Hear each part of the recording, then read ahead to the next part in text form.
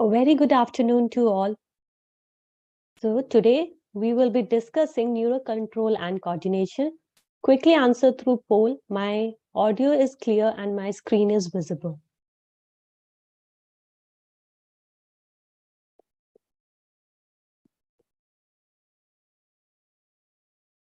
Okay.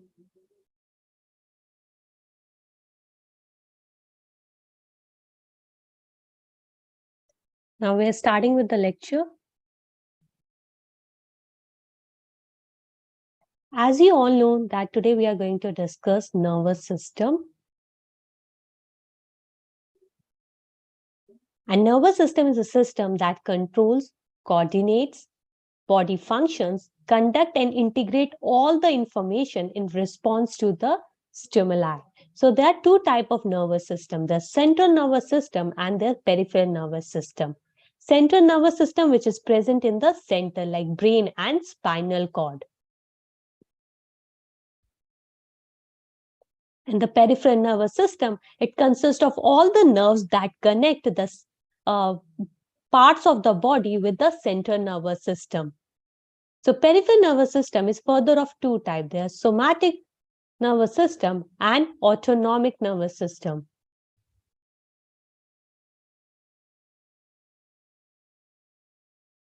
This I told you that this is a nervous system. It consists of two parts, central nervous system and the peripheral nervous system. Central nervous system is consists of spinal cord and brain because these are present in the center or they form the central axis. Then the peripheral nervous system, it constitutes all the nerves that connect the central nervous system to the body parts or the body organ.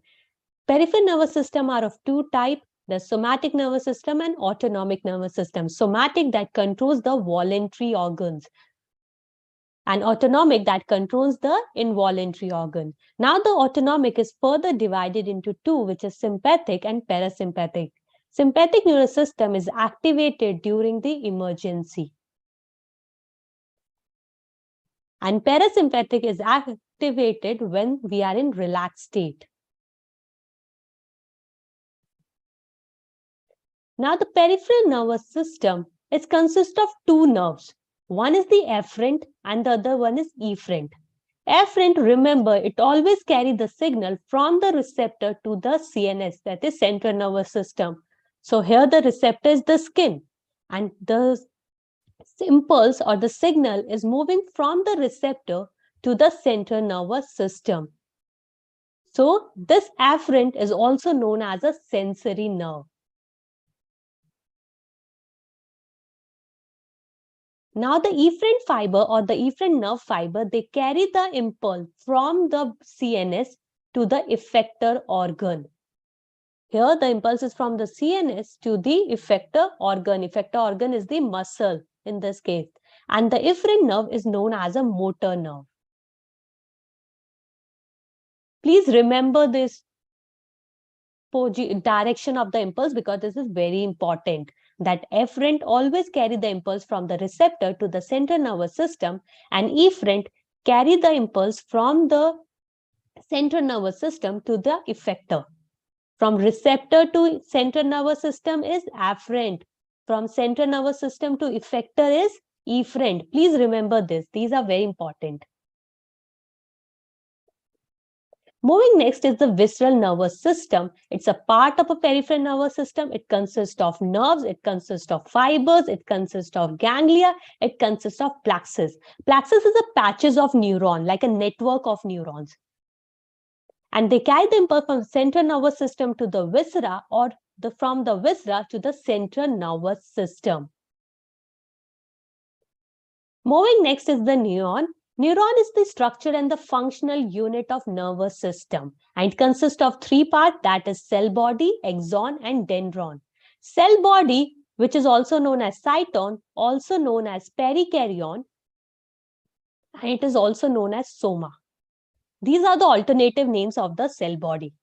This cell body, they have these cytoplasmic, protoplasmic projections or the protoplasmic processes which are branched and these are known as dendrite. The function of the dendrite is to receive this signal. It received the impulse or it received the signal. So it is sensory in nature.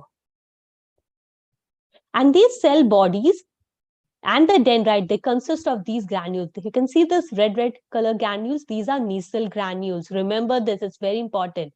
And nasal granules, they are made up of rough endoplasmic reticulum and free ribosomes. So their main function is protein synthesis. Now there's a longest protoplasmic process which is known as the exon. Here you can see the Schwann cells. The main function of Schwann cell is to secrete myelin. It is involved in formation of myelin sheath. Myelin sheath is act like an insulator. Okay. In case of peripheral nervous system, these myelin sheath are produced by Schwann cell. But in case of central nervous system, these myelin sheath are produced by the cell which are known as oligodendrocyte. Please remember this. And the space between the two myelin sheath, this is known as the nodes of Ranvier. And the axon will terminate into axon terminal, and these axon terminal, they have the synaptic knobs in which the synaptic vesicles are present, which contains the neurotransmitter. There are two types of axon. They can be myelinated axon or unmyelinated or non-myelinated axon. These axons, they are enveloped by the Schwann cell, and the Schwann cell, they produce the myelin sheath. Okay, and they appear white colored. They form the white colored area, so they are known as the white matter. Next one is the non-myelinated axon. Here the Schwann cells are present. Please remember this, Schwann cells are present, but they are not forming the myelin sheath. Here they form a gray colored area. That is why we call it as gray matter. Please remember this.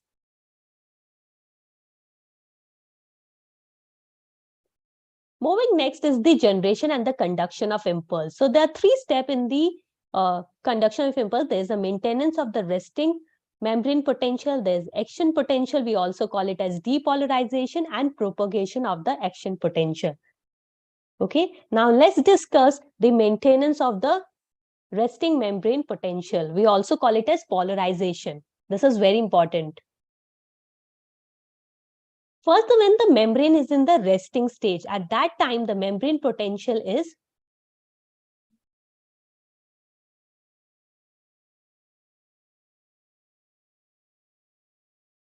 minus 70 millivolt.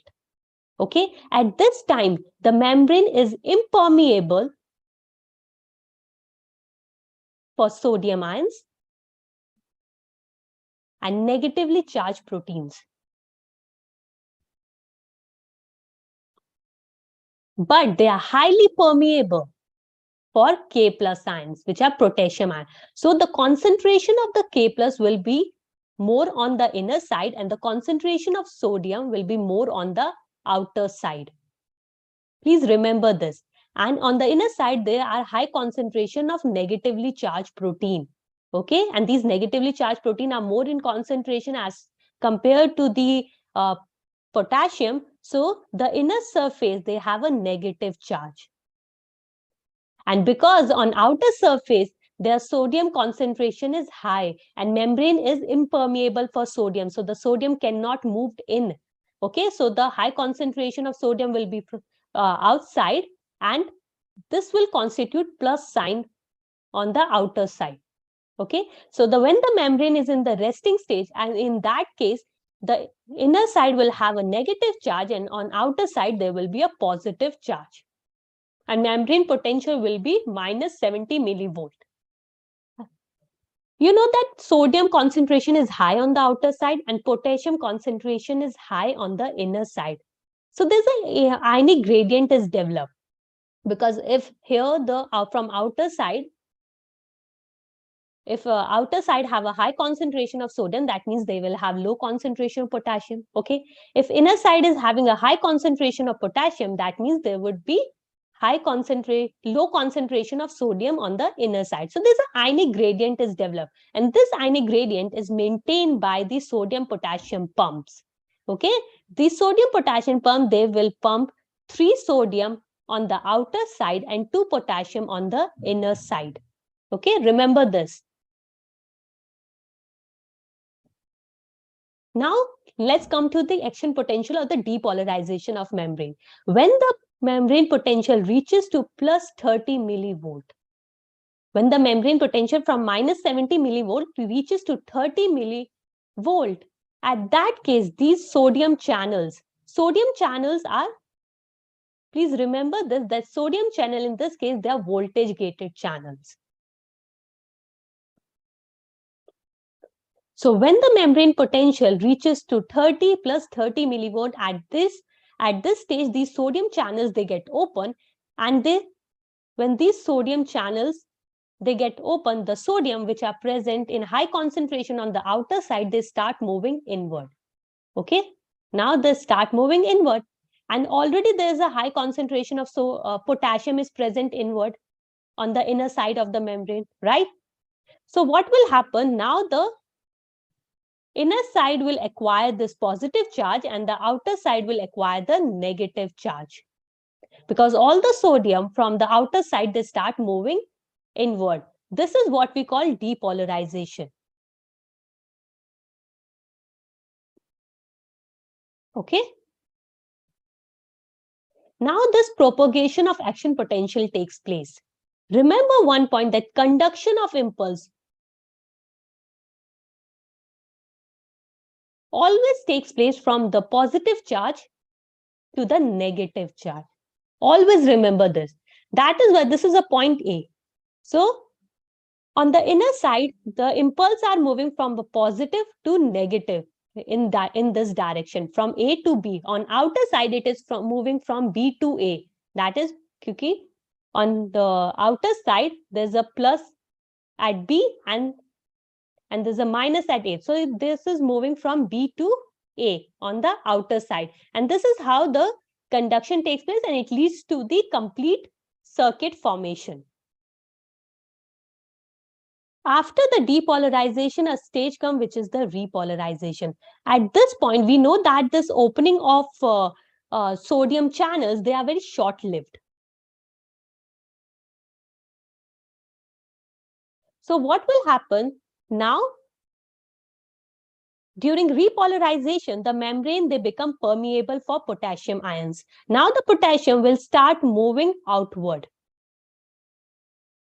Okay, now the potassium will start moving outward. So again, there will be a negative charge on the outer side and positive charge on the inner side, which is similar to the resting membrane potential. So this is known as repolarization, which is 70 millivolt. But sometimes we observe that membrane potential can reach up to minus 90 millivolt. This happens due to hyperpolarization because of delaying in closing of this potassium channels. Okay. And because of which the membrane potential can reach to minus 90 millivolt. Next comes is the synaptic transmission of impulse. There are two types of synapse. There is electrical and chemical. Electrical is the fastest as compared to chemicals, because in electrical, there's a synaptic cleft is very less. You can see this. The space between the presynaptic knob and the postsynaptic knob is known as a synaptic cleft. Okay. So here you can see that space is very less, is 0 to 2 nanometer. And here the gap junctions are present. There are gap junctions. All these are gap junction. And the transfer can be bidirectional, like this, or it could be this. You can see this. There's a bidirectional movement of impulse in case of electrical, okay? And there's one more point. Here in electrical, the neurotransmitter are absent. There's no role of the neurotransmitter. But in chemical, first, there's a cleft is very large, okay? That synaptic cleft is large in case of chemical synapse. It is 50 to 100 nanometer. Here, the neurotransmitter are present. And one more important point there, the conduction of impulse is unidirectional.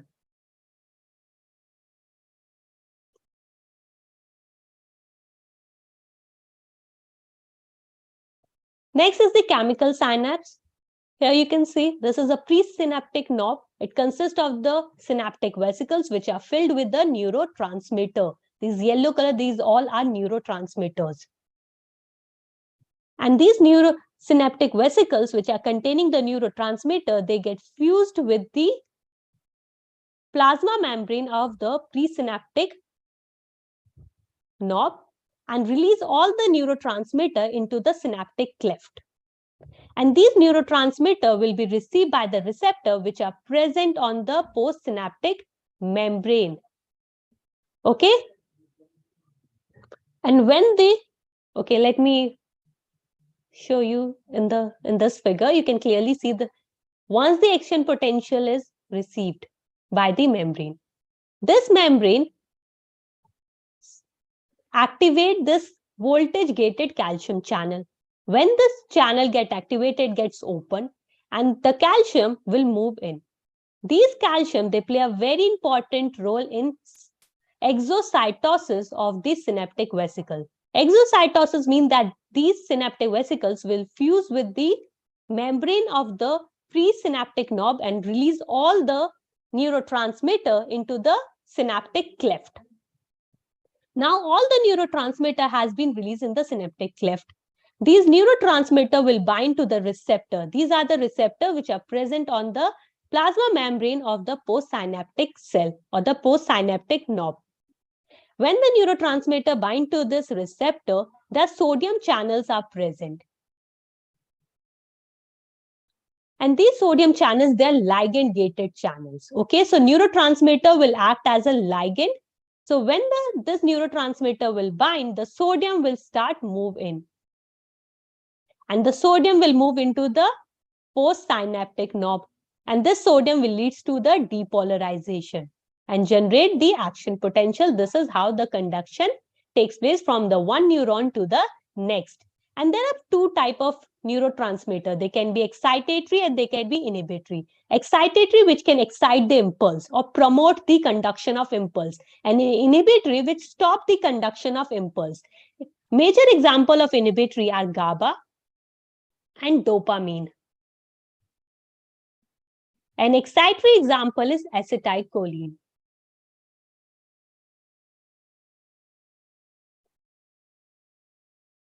Moving next is the central nervous system. Central nervous system, it consists of two parts, which is brain and spinal cord.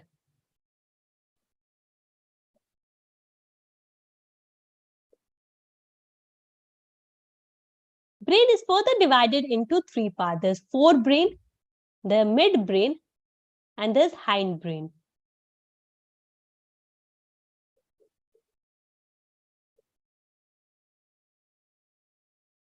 Brain has three coverings, which are known as dura mater, the outer covering.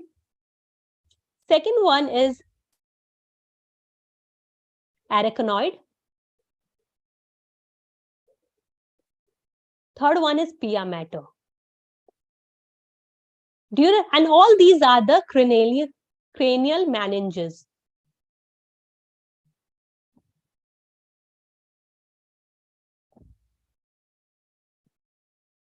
Dura mater is the outermost, middle one is arachnoid, and the innermost is pia mater.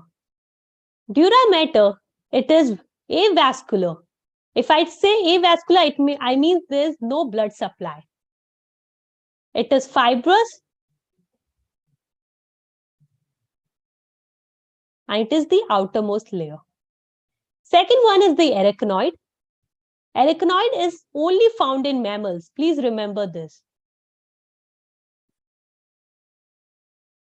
And it is vascular. Number third is the pia mater. Pia mater is the innermost layer. And this is the layer which is attached to the cerebrum. And cerebrum is the largest part of the brain. And there's a space present between the arachnoid and the pia mater, which is known as subarachnoid space, where this cerebrospinal fluid is present. You can see this. This is the dura mater, which is the outermost. There's arachnoid matter, now the pia matter, which is the innermost. And there's a subarachnoid space, this space where the CNF, which is the cerebrospinal fluid, is present.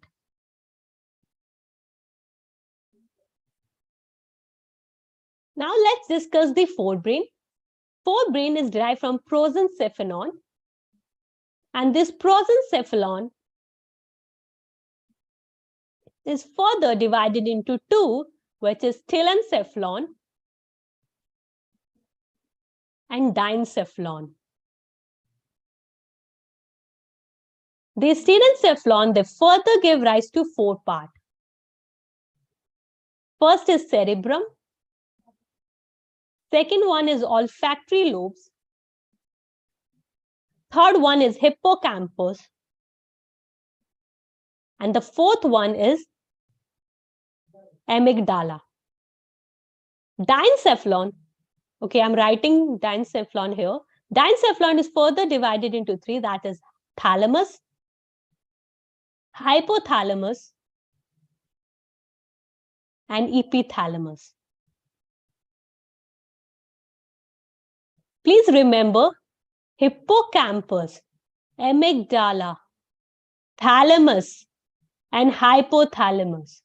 All these four, if I'm repeating it again, hippocampus, amygdala, thalamus, hypothalamus, they all form the limbic system or the limbic brain. We also call it as emotional brain. Okay? And we know that cerebrum is the largest part. Okay? And there's one more point. The cerebrum is consist of right hemisphere and the left hemisphere. And both the hemisphere, they are joined by the corpus callosum. Remember this. Both the hemisphere, right hemisphere and the left hemisphere, they are joined by the corpus callosum. Moving next is the cerebrum. Cerebrum is divided into two parts. There's the outer cortex and the inner part is made up of white matter. The cerebral cortex is further consists of three parts. There's a motor area, there's a sensory area, and there's an association area. Motor area, which controls the voluntary movement of muscles. Sensory area, which control the functioning of sense organ, and association area, which is responsible for intersensory association, memory, and communication. These are the lobes of the brain. For example, the frontal lobe, which perform perception, play important role in perception, thinking, learning. Parietal lobe, which sense like hot, cold, pain. Temporal lobe, which play important role in hearing and speech. Occipital lobe in visual. Now the diencephalon. Diencephalon is also a part of forebrain, remember. And diencephalon, it consists of three: thalamus, epithalamus, and hypothalamus. First, there's a thalamus. Above it, epithalamus is present, and below, hypothalamus is present. The thalamus is wrapped by the cerebrum. It plays important role as a coordinating center for sensory and motor impulse. Next is hypothalamus is present below the thalamus. Its function is in the regulating temperature. Very important function. Remember this.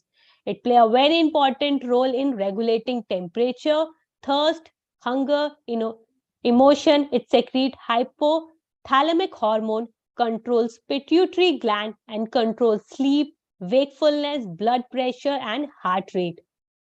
Please remember the function. Now the midbrain is derived from the mesencephalon. The mesencephalon is further divided into corpora quadrigemia. Corpora quadrigemia, I'm representing it with CQ, is further divided into two superior caliculi and two inferior caliculi. Superior caliculi It is responsible for vision reflex. And inferior caliculi is responsible for auditory reflex. Vision reflex is the movement of the neck for the vision. For example, you are moving in a very dark place where there's an extreme dark, and suddenly a light comes from the behind. Suddenly, someone flashed the light from behind, like you, and your neck suddenly moved backward. Okay, that is a movement of neck for the vision. Auditory reflex is also the same, the movement of neck for the auditory, for hearing. And this is located between the hypothalamus and the pons, which is a part of the hindbrain. Pons is a part of hindbrain, remember. Hindbrain is derived from robincephalon. It is further divided into two parts. One is the, let me write it down here, myelencephalon. Okay.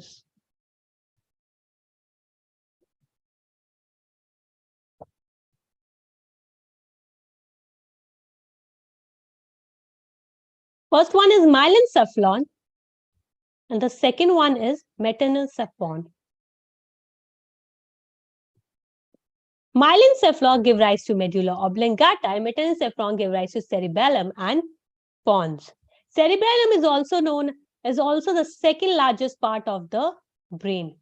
First is cerebrum and second is cerebellum.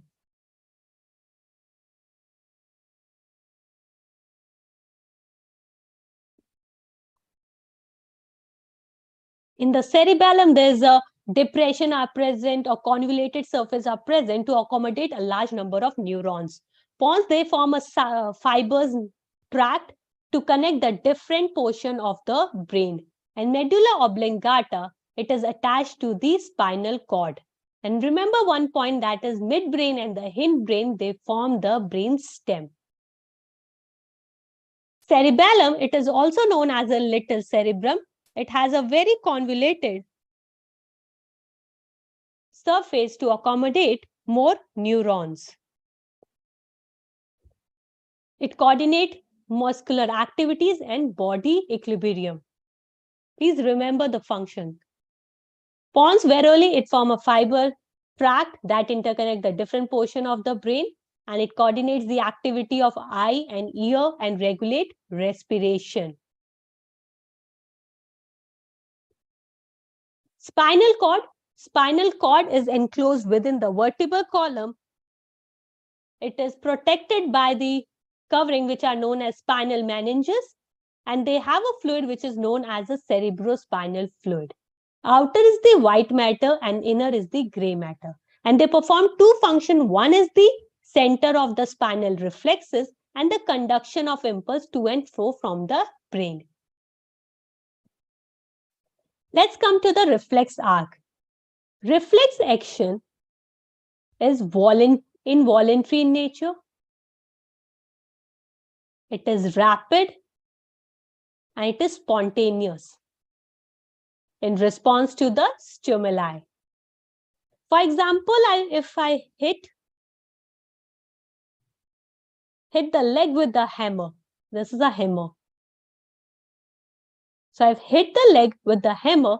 First, the signal from the receptor will carry by this efferent fiber or the efferent nerve fiber to the CNS, that is central nervous system. And then interneurons are present. Interneurons are the neurons that connect the sensory and the motor neuron. Now the signal from the central nervous system will be carried by the efferent nerve fiber, and the efferent nerve fiber will give the signals to the effector or the effector organ. And immediately the leg will show the response. Okay, so the important thing in the reflex arc, that is the receptor organ, the sensory or the efferent neuron, intermediate neuron, which is the interneuron that connects the sensory and the motor neuron. There's efferent nerve fiber or the motor neuron. And the last one is the effector organ that will respond to the stimuli which is leg in this case. I hope it is clear. Moving next is the eye. We are going to discuss the sense organ, all the sense organ one by one. First, we are dealing with eye. So eyes consist of 3 layers. One is sclera, which is the outermost, then choroid and retina. Sclera, outermost. And this sclera, in the anterior portion, it is modified into cornea. You can see this blue color is the sclera, and in the anterior portion, this sclera is modified into cornea. Second one is choroid. Choroid is thick. 1/3 of the choroid is thick in the anterior portion, and 2/3 of the choroid in the posterior is thin. You can see this. It is thick in the anterior portion. And this choroid is modified into ciliary bodies and iris. Ciliary bodies, and this is a lens, okay? The lens is connected to the ciliary body with the help of these ligaments, which are known as the suspensory ligament. Remember this, that lens is attached to the ciliary body with the help of the ligaments, which are known as the suspensory ligaments. And remember one important point, that ciliary body, they are responsible for accommodation. That is the adjustment of the focal length of the lens. So ciliary bodies is responsible for accommodation, and iris is responsible for controlling the diameter of the pupil.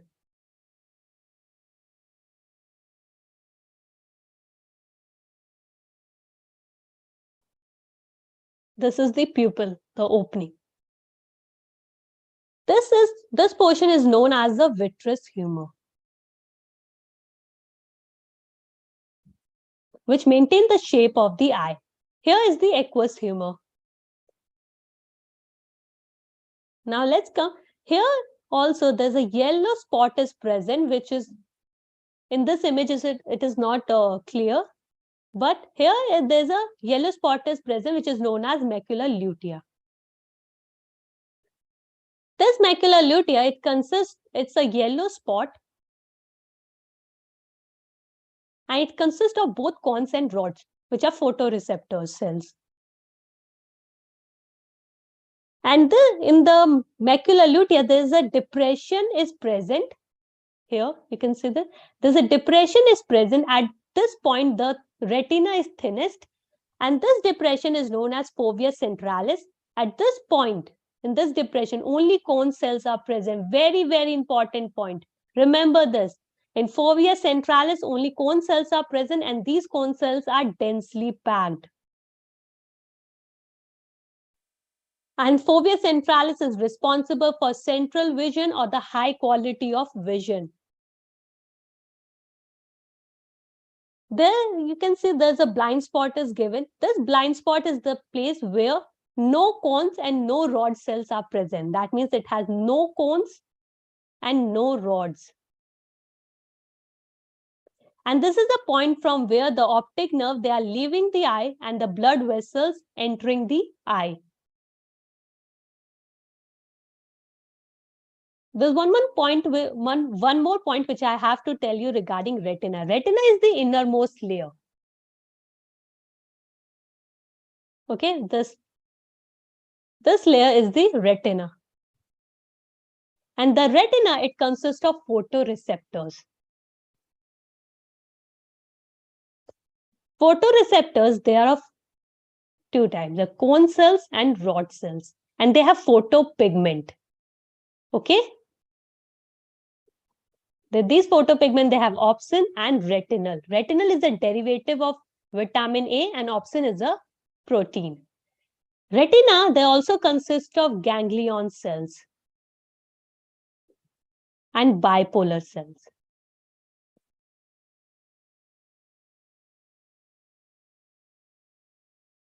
Let me draw it here. This is the retina. These are the photoreceptors. From photoreceptor, there's attached is the bipolar cells. And from this bipolar cell attached is the ganglion cells. And ganglion cells are attached to the optic nerve. This is the optic nerve. Okay? Please remember their order.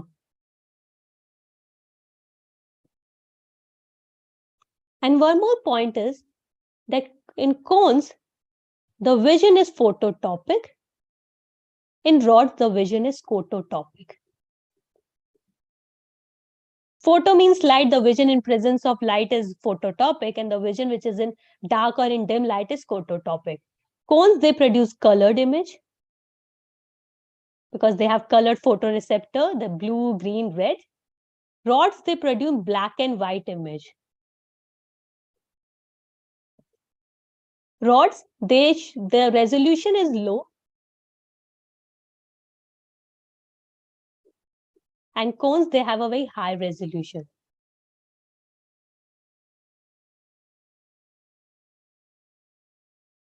Okay. Now let's come to the mechanism of eye.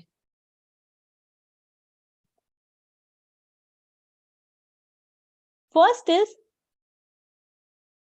the light will enter through cornea and lens will fall on the retina. Okay. We focus on the retina, and the retina contain photoreceptors. And the photoreceptors, they contain photopigments. Right?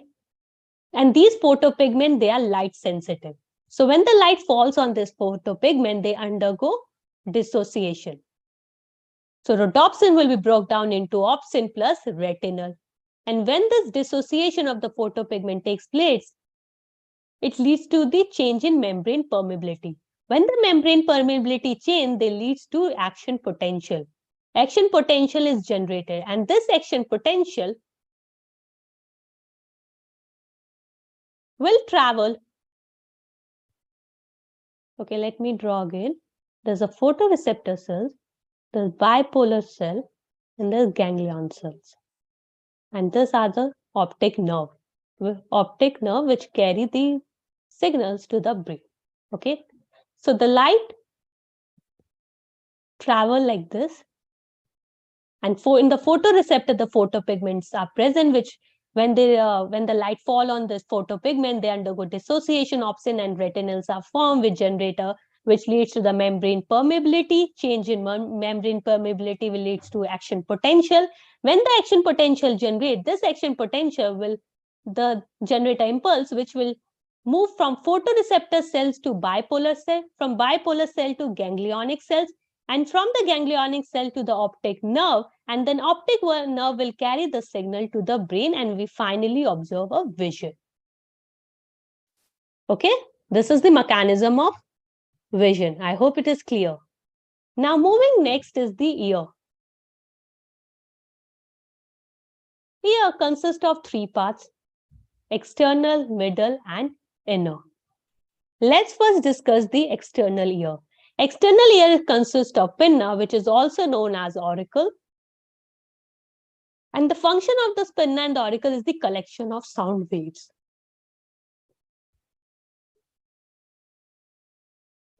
These sound waves will be collected and they will move from the outer side to the auditory canal, which is a part of the external ear. And these auditory canals, they contain ceruminous gland which secrete the wax, and the function of this wax is to trap the dust particle. Okay. Now the sound wave will reach to the eardrum, which is known as the tympanic membrane. And this eardrum on the outer side is lined by the skin, and on the inner side it is lined by the mucous membrane. Please remember this. If it is the eardrum, on outer side it lined by the skin, and on the inner side is a mucous membrane.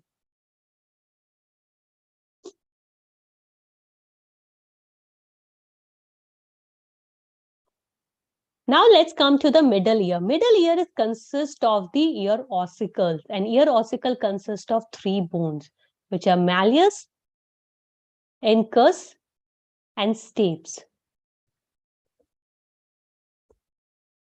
Malleus is connected to the tympanic membrane.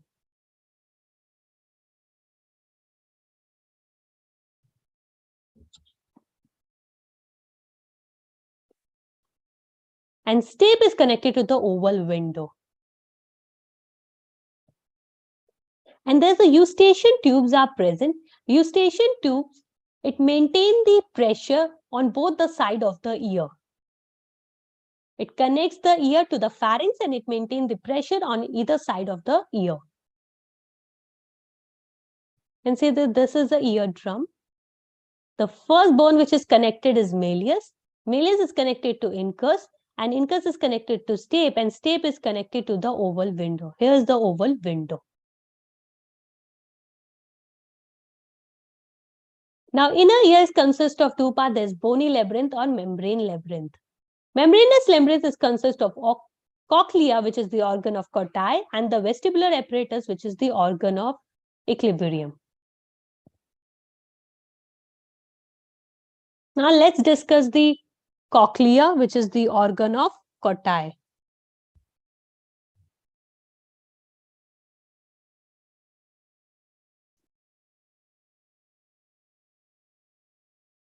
First thing that it is a coil structure. It has three canals.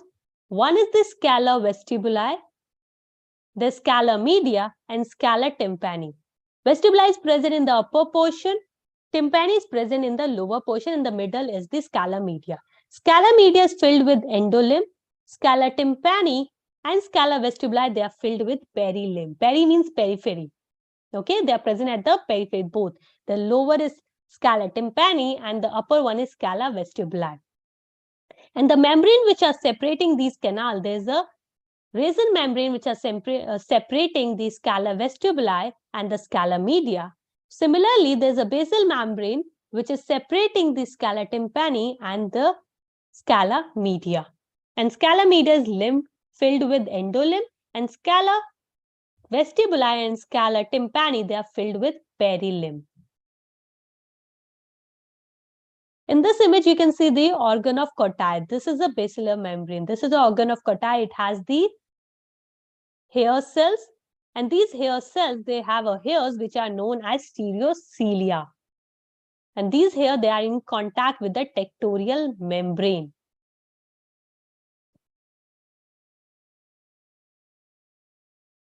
Vestibular apparatus consists of three semicircular canals and the otolith organs.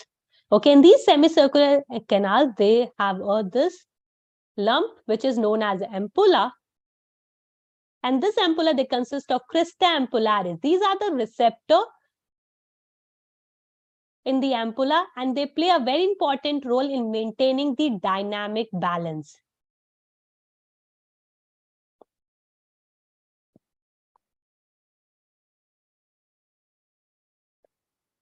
Similarly, the otoliths consist of utricule and secule, and they have a receptor which is known as macula. And this macula, it maintains the static balance.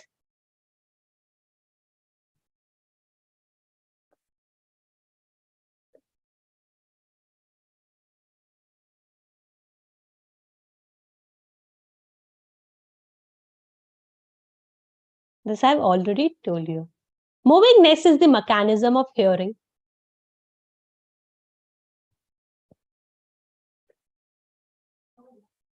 First thing is the sound wave will be collected by the auricle. Auricle will collect the sound wave. The sound wave will move to the tympan through the auditory canal, which is the external auditory canal. And through the canal, this sound wave will reach to the tympanic membrane, which is the eardrum. Once the eardrum receives the sound, it starts vibrating. Okay, it will start vibrating. It will send the vibration will be sent to the malleus, then incus, then to stape, and stape will send the vibration to this oval window. Okay. Once this vibration reaches to the oval window, the perilimb in the vestibular canal, it starts ripple. When it starts ripple, now these vibration will reach to scala tympani. When the vibration reaches to scala tympani, the basal membrane rises up. Okay. When the basal membrane rises, the stereocilia, which are present in the hair cell or the receptor hair cells, these stereocilia, they will embed it into the tectorial membrane. Okay, there's a basal membrane, there's a organ of cochlea, there's a receptor here, receptor cells, they have these stereocilia, and there's a tectoral membrane.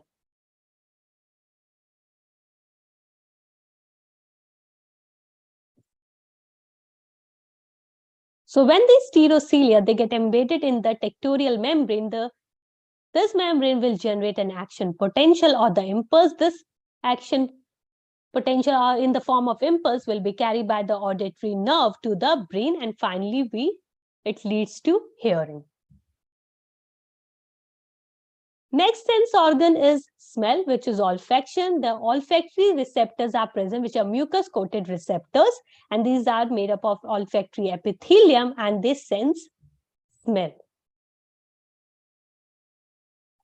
And the neurons of olfactory epithelium, they extend from the outside environment directly into a pair broad beam organ, which is known as olfactory lobe. You can see the yellow color portion is the olfactory lobe, like this. So it is an olfactory bulb.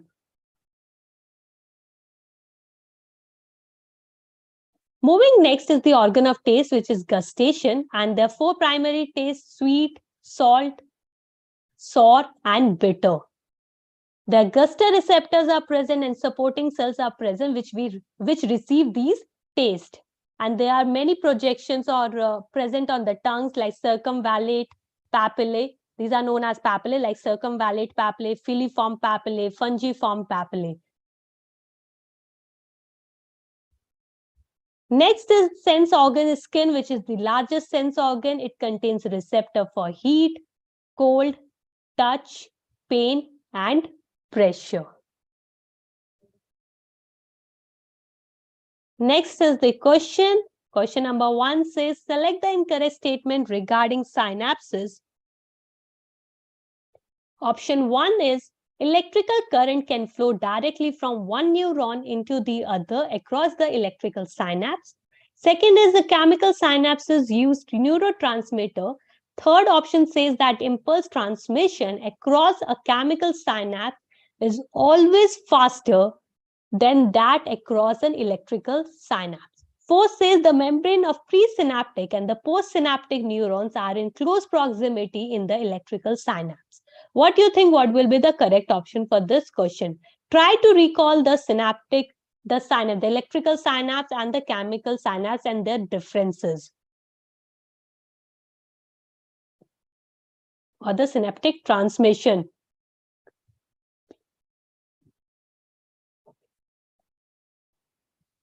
Try to recall the synaptical transmission, which consists of electrical synapse and the chemical synapse.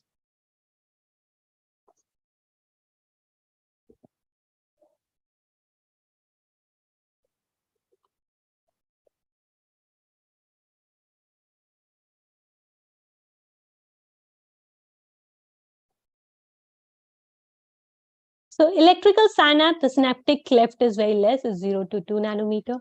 In chemical synapse, it is 50 to 100 nanometer, right? Here, the neurotransmitter are absent.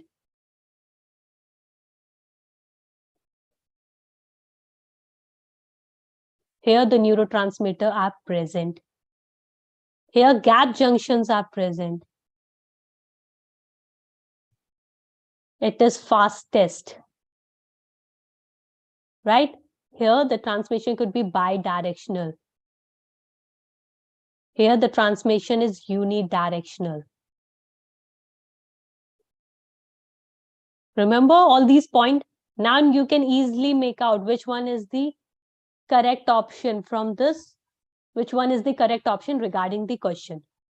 Option 1 says the electrical current can flow directly from one impulse into the other across the electrical synapse. Yes. Chemical synapse uses neurotransmitter. Yes, neurotransmitter. Impulse transmission across a chemical synapse is always faster. No. Impulse transmission across the electrical synapse is always faster than chemical synapse. Remember this. And the option 4 says the membrane of presynaptic and the postsynaptic neuron are in close proximity in electrical synapse. Yes, they are in close proximity. That is why the synaptic cleft is very less. That is 0 to 2 nanometer. Okay, so option 4 is correct. 2 is correct, 1 is correct, but 3 is incorrect. And the question is asking we select the incorrect statement. So our correct option would be 3. Because option 3 says the impulse transmission across the chemical synapse is always faster than across the electrical synapse. This is wrong. The correct answer would be, for this statement would be, impulse transmission across an electrical synapse is always faster than that across a chemical synapse. I hope it is clear. Moving next, question number 2 says the part of the peripheral nervous system that comprises the whole complex of nerves, fibers, ganglia, plexus, by which the impulse travel from the central nervous system to viscera, from the viscera to the central nervous system is called autonomic nervous system, sympathetic nervous system, parasympathetic nervous system, or visceral nervous system. It's very easy. Quickly answer. What do you think? What will be the correct option for this question?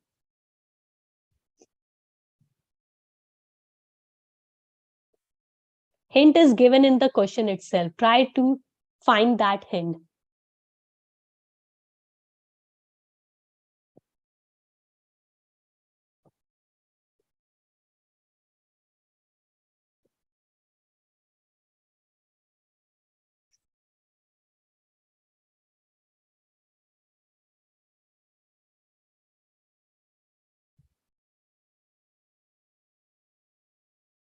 Autonomic nervous system, which controls the voluntary organs of the body or voluntary parts of the body. Sympathetic nervous system, this is also peripheral nervous system, this is also peripheral nervous system, this is also peripheral nervous system. This system is activated during emergency, this system is activated when both the body is in relaxed state. Visceral nervous system, the correct option is visceral nervous system, number 4. So the correct option is option number 4, which is visceral nervous system. Moving next.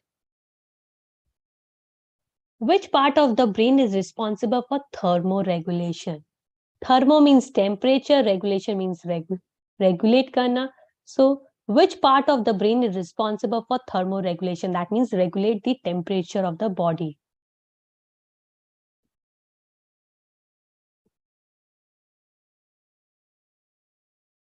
Option 1 is cerebrum, option 2 is hypothalamus, option 3 is corpus callosum, option 4 is medulla oblongata.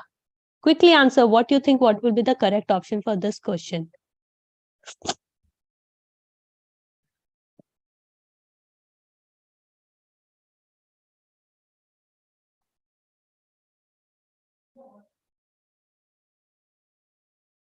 Cerebrum is the largest part of the brain.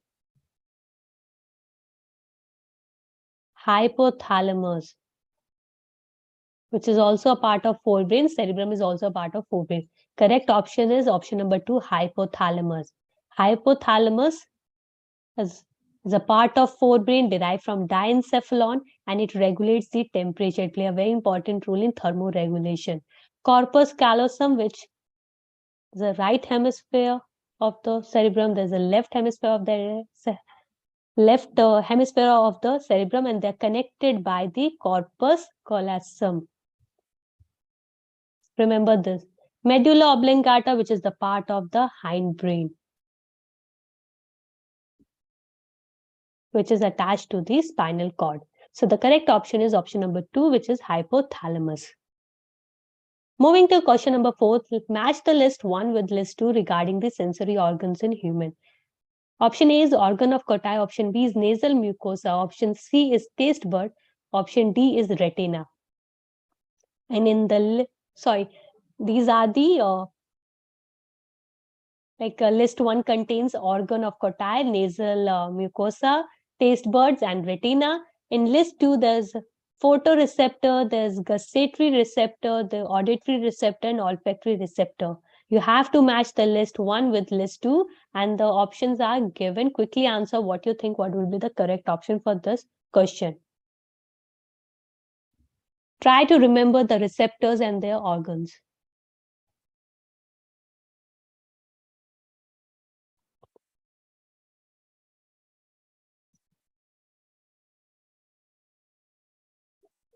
First is organ of Cottai, which is also known as cochlea.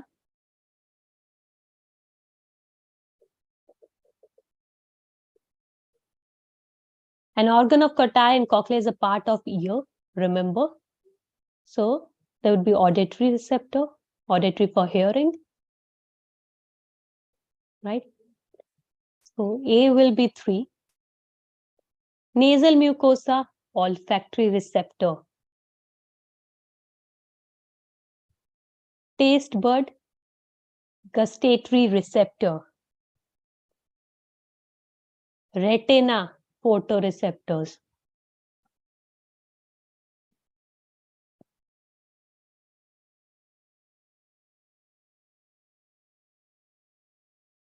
Very good, Dhruvi.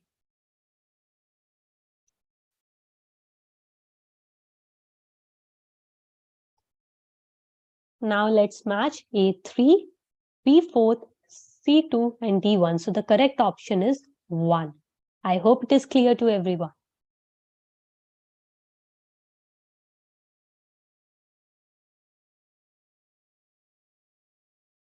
Now it's already 1. We are winding up the class.